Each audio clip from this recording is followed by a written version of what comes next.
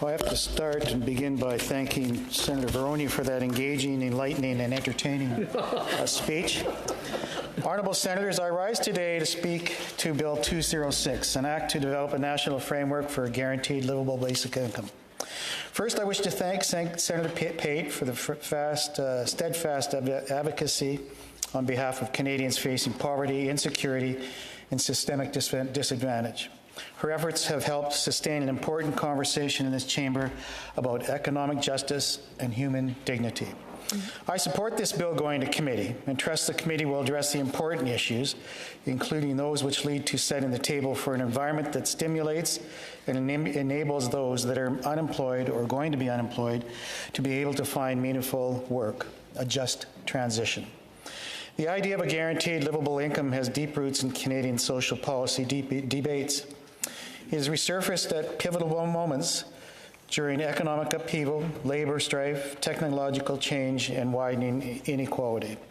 Today, in the aftermath of the pandemic and amid the rise of the automation, artificial intelligence, and unprecedented wealth concentration, the concept of a basic income has once again captured public imagination. The pandemic revealed both the strength and fragility of our social safety net. Programs like the Canada Emergency Response Benefit, or CERB, showed that direct income support can be deployed rapidly to address urgent needs. And that was the aim, to get money out quickly to eligible Canadians, Canadian businesses, without the bureaucratic hoops and hurdles to avoid a financial crisis like that of 2008.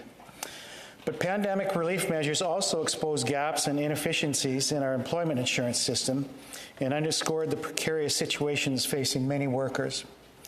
Yet pandemic relief measures also exposed gaps in our employment insurance system and highlighted how precarious work had become for many Canadians. At the same time, these programs revealed vulnerabilities, including the potential for fraud, inefficiency, and unintended disincentives. Beyond the pandemic, technological change is profoundly shaping the world of work. Robotics, 3D printing, and AI have dramatically increased productivity, but also reduced job security in sectors such as manufacturing, construction, transportation, and retail. Now, even knowledge-based jobs, once thought safe in law, medicine, finance, and the creative industries, face disruption from generative AI. The numbers are sobering. Studies estimate that nearly half of all current jobs are at risk of automation within 2 decades. McKinsey projects that 45% of current tasks could already be automated, and that 60% of occupations could see at least a third of their work replaced by existing technologies. Leading economists warn these trends could displace millions of workers, suppress wages, and widen inequality, especially for those without advanced education or adaptable skills. Canadians are paying attention. Recent polling shows that 32% see a basic income guarantee as the most effective way to mitigate AI's impact on jobs. 26% favor major investments in reskilling, and 22% want limits on the rapid adoption of AI. Canadians clearly expect their government not only to manage the technical dimensions of AI, but to safeguard its human consequences. In this context, a guaranteed livable income, a financial floor allowing every person to live with dignity regardless of employment, has understandable appeal. It challenges us to consider what we owe one another in an age of disruption. But we must also ask, if we simply provide a guaranteed income, are we comfortable with that as a long-term solution? Work is more than a paycheck. It gives us identity, belonging, and a reason to get out of bed. Canada's productivity depends on a labor force. Working people contribute to Canada's productivity by providing the essential labor force and enhancing it through their skills, education, and efficiencies, which are crucial for generating economic output and driving a long-term economic growth. A universal payment risks detaching income from contribution. If people are permanently removed from the workforce, it could weaken productivity and social engagement. On the other hand, if a basic income supplements rather than replaces work, it becomes extremely expensive. We should focus on helping Canadians gain the skills and training they need to rejoin the workforce, not merely on providing unconditional payments. The committee should therefore examine how a guaranteed livable income might influence motivation, skill development, and labor participation, not only among recipients, but also among those just above the eligibility threshold. Other countries have grappled with similar challenges. In response to job anxiety and automation, Germany invested heavily, in fact doubled down, in advanced manufacturing and reshored parts of its value chain, strengthening both its economy and workforce resilience. China has implemented similar measures and finds itself in a situation of labor scarcity. With that in mind, I would like to highlight 8 more points for the committee's consideration. Now we're getting into Veronica country here. 1, social cohesion and the politics of envy. Economist Greg Mason of the University of Manitoba cautions the most basic income research focuses narrowly on recipients' behavior while neglecting the attitudes of those who do not qualify. Those earning just above threshold may perceive unfairness, a dynamic Mason calls the politics of envy. Such resentment could undermine social cohesion and public support.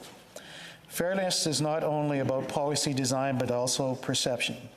Canadians must see any income support system as equitable, inclusive, and motivating, not divisive.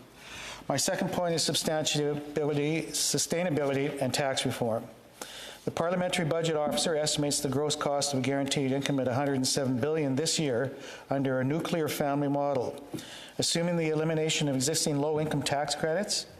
Moreover, according to the same report, a basic income could reduce annual employment earnings among low-income individuals by nearly $5 billion. Implementing a nationwide guarantee income program would be among the most expensive and complex social reforms in Canadians' history. It could require abolishing many tax exemptions and deductions and fundamentally restructuring both federal and provincial tax systems.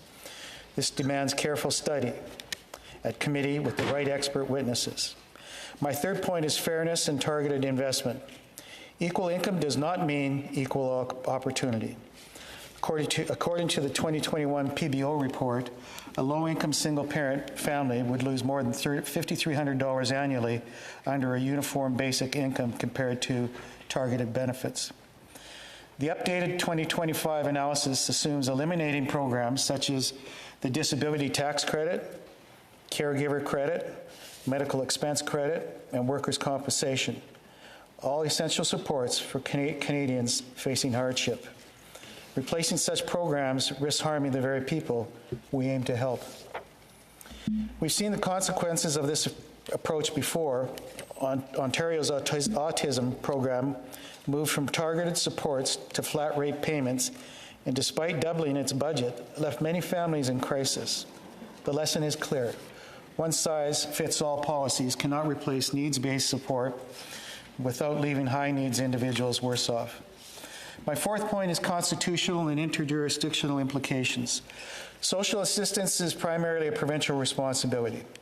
A federally administered guaranteed income would require complex negotiations with provinces and territories and potentially restructuring federal transfers.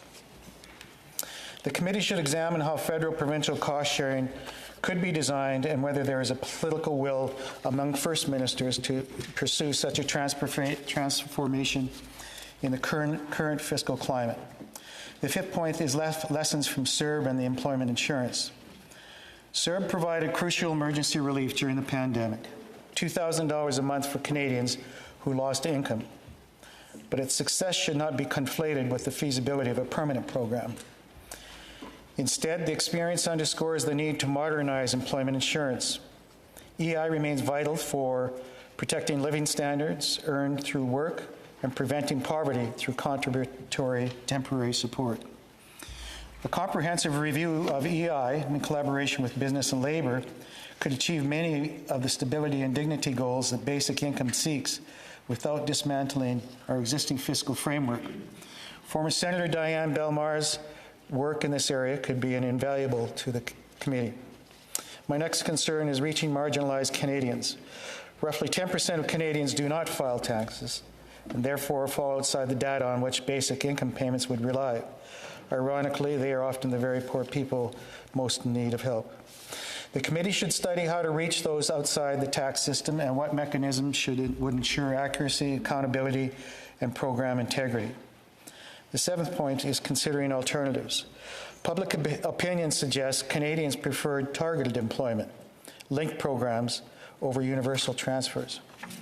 An Angus Reid survey found 59% support a youth guarantee program connecting Canadians under 30 to work. 65% support a job path program for all unemployed Canadians, and 74% support a professional training program for all Canadians. My last point is about the promise and peril of a simple idea. As Professor David Green, chair of BC's expert panel, observed, if we want to address poverty, what simpler way is there than to send everybody a check equivalent to the poverty line? The problem is when you get close to it and ask, how would I actually implement this? Basic income is not viewed as a magic bullet or the panacea, expected to reduce poverty, improve health, increase education, and strengthen communities. But no single policy can bear all those expectations. Colleagues, my caution about a guaranteed livable income should not be mistaken for complacency. We must confront poverty, inequality, and economic insecurity, but we must do so through targeted, evidence-based, and collaborative measures. This debate is about the kind of society we want to build. Automation and AI are reshaping our world. The pandemic exposed vulnerabilities we cannot ignore. Canadians are asking for security, dignity, and opportunity.